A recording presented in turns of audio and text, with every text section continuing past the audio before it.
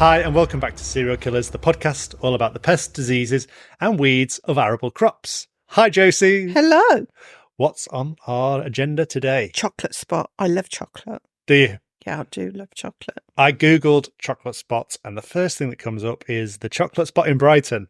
Oh, right. Yeah, it's not, I don't think it's as good as Chocky Wocky Doodah. Do you remember that? No. Chocky Wocky Doodah was a cafe in Brighton that made all these amazing cakes, and then it went bust about a few years ago. So, yeah. I do like that. What's it called? Chocolate?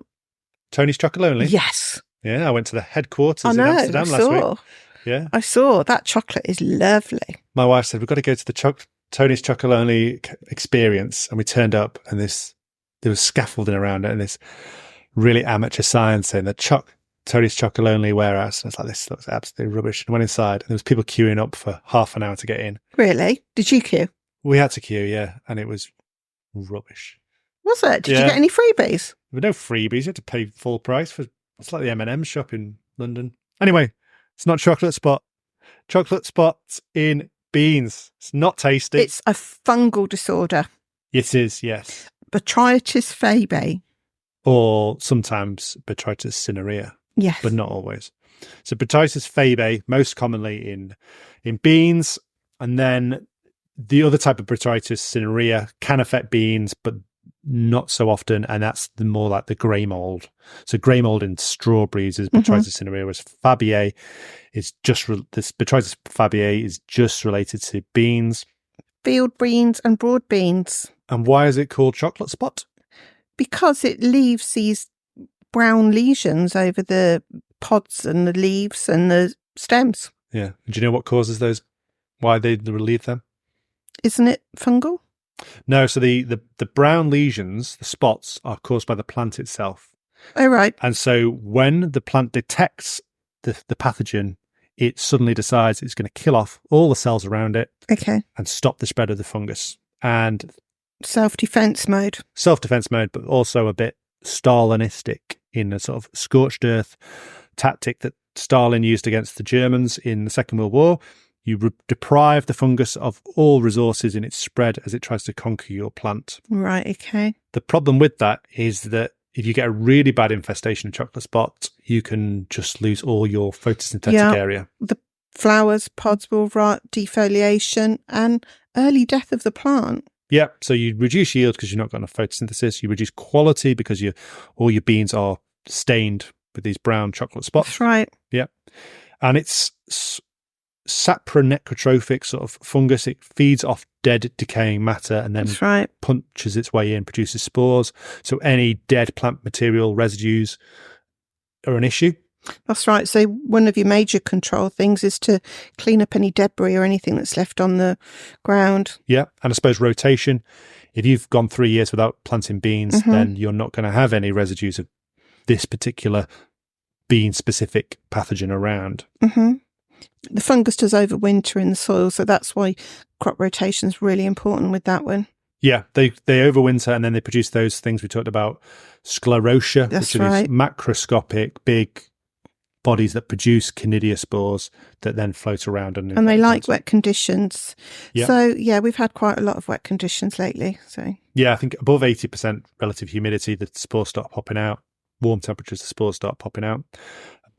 And then it could be an issue because of this rotation. If you've got a cover crop that contains a bean or a pea or any sort of legume, then you're potentially opening yourself up for chocolate spot in a subsequent bean crop. So that's something to consider. There's a lot of hype around legume cover crops at the moment. Well, fava beans, not broad beans, fava beans are being hailed as the new crop. It's the miracle crop. It can replace lots of different foodstuffs. So they're making foodstuffs out of it. It has really good benefits for the body. So there's going to be a lot more demand for fava beans with all of these things that they're making, especially so many people being vegan, vegetarian. They're making a lot of foodstuffs out of it. And the UK government are spending a lot of money on pea and bean research to replace imports of soya, particularly for animal food, because the carbon footprint of soya imports is massive. That's right. And fava beans are are found to be better than soya. So that's the latest food crop. It's been a food crop that's been around since the Egyptian times, if not before. Yeah. So it's always been cultivated. Is it on a hieroglyphic somewhere? Is that how you Yeah, know? I think so. I think they actually found a pot with some fava beans in it. There you go. Yeah. Did they germinate? I don't know, but they probably smelled a fart. Yeah. Maybe that's what the curse of Tutankhamun or whatever. One of the side effects of broad beans and fava beans is that you do always have to bring it down, don't you? You always have to tie the duvet down after you've eaten them, because they do have this effect. In fact, a lot of people can't tolerate them, mainly Mediterranean and out that way. It's a condition called favism where people can't digest the enzyme. Oh no! And they do end up in hospital with some sort of anemia. So. And I'm sat opposite an Italian here. Well, my dad had it, so yeah. There you go, and it's genetic. I don't know. I personally don't like them. They taste like fart. Okay. Right, well, we're not having any bean-based foods here at Utrema HQ. So yeah, we said rotation, maximum beans, one in every 5 years. It's supposed to be linked to soil phosphorus levels. That's right. If you're having trouble releasing your phosphorus, then you can use Utrema's unique phosphorus liberator product to release the phosphorus in your beans and help control chocolate spots. Avoid high density plantings as well. And obviously it's a fungus, so applying a fungicide would be a good option if you start to see signs of chocolate spot. And the usual suspects of Amistar, so azoxystrobin and switch, would be good ways of controlling it. Plant health. Yeah. And obviously Utrema's chitosan biofungicide. Oh, absolutely. I'm a terrible salesman and I always forget my own products. There you go. Do you supply anything that provides magnesium? Yeah, we can do, yeah. Okay, because the addition of Epsom salts or magnesium is a really good way of boosting the plant's health. There you go. Brilliant. And then the other thing to look at is don't confuse it with another fungus called Didymella, which is my favourite scientific name because I feel like it's a punchline to a joke. And Ken Dodd died. Yeah. Well, Didymella. Did Neil Mellor die as well? Yeah. No, Doddy. Oh, right. There you go. Didymella. You're supposed to say Diddy, and I'm supposed to say Doddy. Well, I don't care. I'm talking about Didymella. Didymella is a fungal disease that produces similar looking lesions, but they're much bigger. They're not circular. And the good thing about Didymella is that it's not as big an issue for yield and quality, so it doesn't affect it. Well, yield losses of up to 50% in bad years can be expected, yeah. And commonly 25%. Yeah. So it is an issue. This is a massive issue. I see fields absolutely ravaged with chocolate spot. And I've forgotten the main reason we're talking about chocolate spot is that a lot of my customers buy potassium bicarbonate for control of chocolate spot. That seems to work really well. And so we have pallets and pallets of chocolate spot for control of, well, we sell them to farmers, but they can do what they want with them. We don't put on it controls chocolate spots.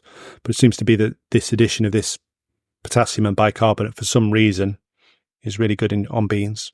Good. So yeah, potassium bicarbonate. I think it's a cheap and effective, non-residual. It's not going to harm you. It's food grade material, which is what we're looking at. Something that's quite friendly to the soil. Yeah, and to the human applying it as well. Exactly, and for the humans eating it. Yeah. Well, yeah, brilliant.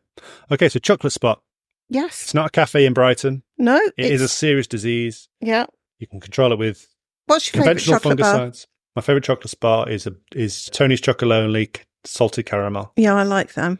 Yeah, I'm just trying to do a summary of chocolate spot there, Josie. Oh, okay, sorry. Right, so, important disease. The chocolate spots themselves are caused by hypersensitivity response in the plant as they try to control it, but that then affects yield, produces sclerotinia on dead plant material, so you need to control that.